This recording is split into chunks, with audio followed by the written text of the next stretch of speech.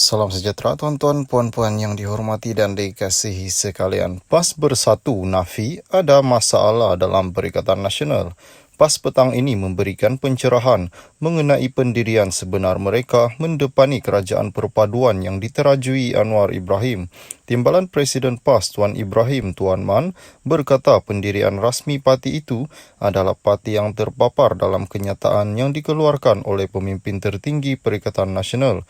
Dengan kenyataan itu, PAS dilihat sudah memuktamadkan peranan mereka untuk tidak bersama dengan kerajaan pusat, sebaliknya tekal dengan PN. Kenyataan pengurusi Muhyiddin Yassin adalah keputusan rasmi kami, katanya kepada Malaysia Kini. Secara umum, orang ramai sebelum ini melihat berlaku percanggahan pendapat mengenai sikap PN berhubung pembentukan kerajaan perpaduan yang disarankan yang di-Pertuan Agong. Keengganan Muhyiddin kepada penubuhan kerajaan bersama Pakatan Harapan dinyatakannya kepada Agong dalam sesi menghadap di istana pada 20 November yang lalu. 22 November yang lalu. Bagaimanapun selepas mengangkat sumpah jawatan dan menjadi Perdana Menteri secara rasmi semalam, Anwar menyatakan kesediaannya membawa masuk PN ke dalam kerajaan di sebalik reaksi tidak memberangsangkan ditunjukkan gabungan terbabit. Pagi tadi, Setiausaha Agung PAS, Taqiyuddin Hasan berkata, PN akan membincangkan tawaran Anwar untuk menyertai kerajaan perpaduan. Katanya PAS juga meninjau pandangan dan kesediaan rakyat, khususnya para pengundi mereka dalam PRU 15 yang lalu. Cuma berbeza perkataan, tidak lama kemudian Muhyiddin menyatakan akur dengan pembentukan kerajaan perpaduan yang ditarajui PH dan PN akan memainkan peranan semak dan imbang kepada kerajaan. Dengan kerajaan persekutuan ditarajui oleh PH, PN akan memainkan peranan semak dan imbang dalam Parlimen Malaysia dengan membawa suara rakyat selaras dengan prinsip demokrasi parlimen. Bergerak ke hadapan, PN akan meneruskan perjuangan demi kesejahteraan rakyat dan kemakmuran negara berpandukan prinsip prihatin, bersih dan stabil. Petang ini, pula Muhyiddin mengesahkan PN akan menjadi pembangkang namun terbuka untuk merintis kerjasama dalam bentuk lain dalam kerajaan. Salam sejahtera tuan-tuan, puan-puan yang dihormati dan dikasihi sekalian. Anwar perlu baiki hubungan dengan pembangkang, kata penganalisis. Penganalisis politik menyarankan Perdana Menteri Anwar Ibrahim merapatkan hubungannya dengan parti pembangkang supaya Pakatan Harapan boleh membentuk kerajaan yang stabil tanpa digulingkan sebelum ia melengkapkan penggal penuh 5 tahun.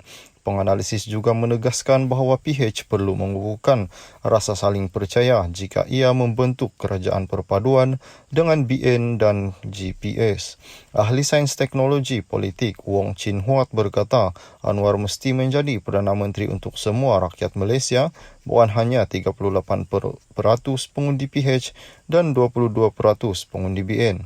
Dia perlu menjamin terutamanya kepada 30% pengundi yang menyokong PN bahawa suara mereka akan didengari di Parlimen dan melalui kerajaan negeri, katanya kepada Malaysia Kini dalam teks message.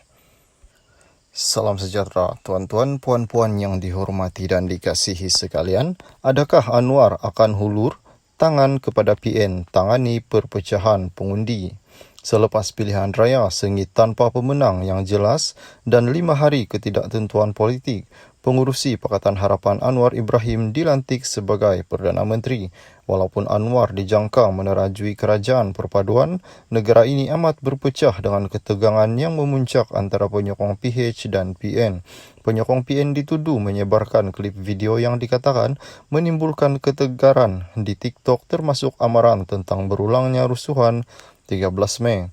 Pengumuman istana bahawa Anwar akan menjadi Perdana Menteri hari ini nampaknya meresahkan lagi penyokong PN, mendakwa bahawa Islam akan terjejas bahawa pentadbiran Presiden PKR itu. Ini seterusnya mengundang penyokong PH tampil menolak dakwaan itu dan menyifatkan ia sebagai ancaman kepada keamanan dan keharmonian dalam negara berbilang kaum dan agama. Menurut penganalisis politik Bridget Wells, PH hanya meraih sekitar 11% sokongan Melayu, manakala PN meraih kira-kira 54%. Baki 35% diraih sekutu kerajaan perpaduan PH, iaitu BN.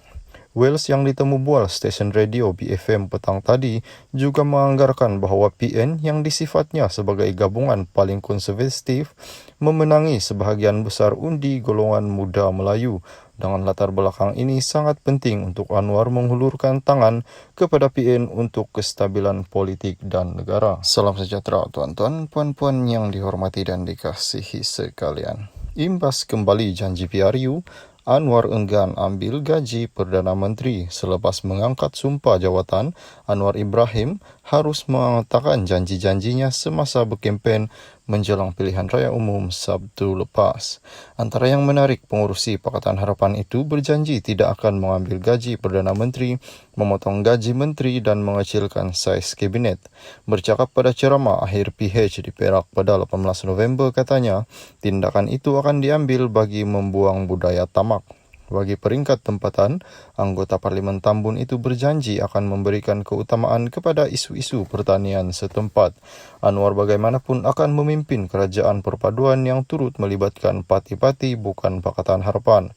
Anwar bukan satu-satunya pemimpin PH yang menabur janji yang tidak terdapat dalam manifesto. Di Sungai Buloh, Aramanan berjanji untuk mendermakan semua gajinya untuk rumah ibadat. Di Batu Prabakaran berjanji untuk mengusahakan bas percuma untuk seluruh Kuala Lumpur. Di Lembah Pantai, Fahmi Fadzil berjanji untuk memberikan seluruh gaji kepada kawasannya jika dilantik sebagai menteri. Timbalan Presiden PKR Rafizi Ramli pula janji akan mencari Ketua Suruhanjaya Pencegah Rasuah SPRM Azam Baki